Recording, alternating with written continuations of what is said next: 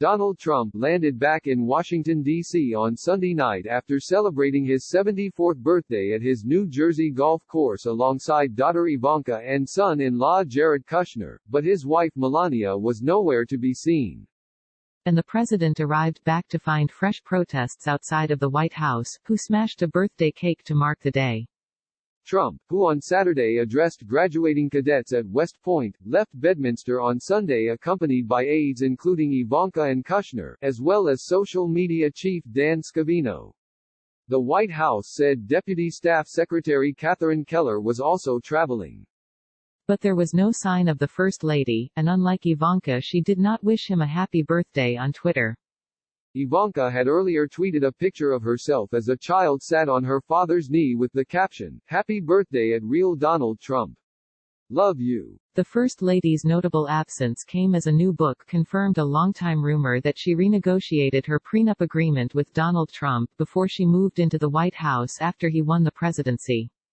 Melania's office have branded the book, The Art of Her Deal, The Untold Story of Melania Trump, by Washington Post reporter Mary Jordan, as fiction.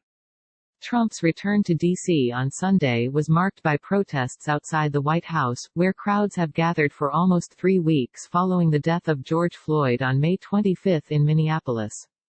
Thousands had marched on Sunday morning from the National Museum of African American History and Culture to the area in front of the White House. The area outside the White House had infamously been cleared with gas and flash bangs on June 1 so Trump could have a photo opportunity at the historic St. John's Episcopal Church. The area in front of the church was a sea of protest and praying on Sunday, as chants, singing and preaching was heard from Jewish, Hindu, Muslim, Sikh and Christian faith leaders. Black Baptists and Black Pentecostals were among those demonstrating Sunday morning, and Reverend Dr. William J. Barber joined in the broad effort to bless the protest movement later in the day.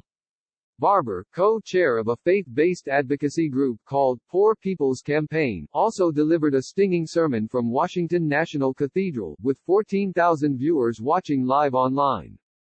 He said Floyd's killing and the disproportionate deaths of minorities and the poor during the pandemic are consistent with America's history and its unnecessary accepting of death. He mentioned the deaths of Native Americans, of Africans brought as slaves, and of children who suffered and died due to child labor practices.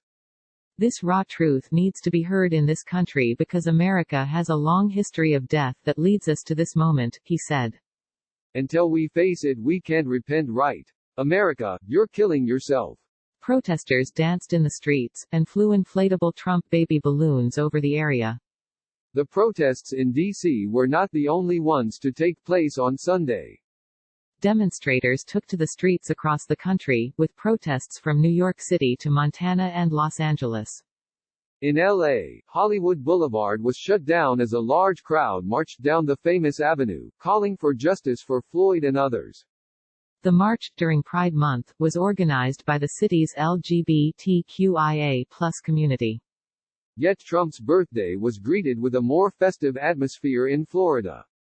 Hundreds of people took to the waters of Fort Lauderdale and Jacksonville, waving flags in a flotilla celebrating his 74th. Dubbed the Trumpilla, the event in Jacksonville saw more than 1,000 boats join in. It's all about patriotism, organizer Esther Bird told News 4 Jax.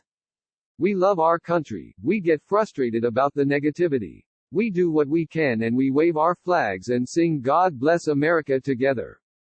The rally comes days after Republican National Committee Chairwoman Ronna McDaniel announced that Jacksonville will host part of the Republican National Convention, in August. In Tampa, around 200 boats joined a Trumpilla organized near Apollo Beach, while a group set sail from Fort Lauderdale to pass Trump's Mar-a-Lago estate. John Ross, co-organizer of South Florida's Boaters for Trump, said the flotillas started as a way for Trump supporters to get the electric feeling of a Trump rally when the events were canceled because of the coronavirus pandemic. We are the silent majority, he told the South Florida Sun-Sentinel. We don't make a spectacle of ourselves normally to get attention, but there are a lot of people like me around the country. Supporters of Trump's opponent in the November election, Joe Biden, also held their own rallies in boats, cars and motorbikes on Sunday, nicknamed Ridin' with Biden.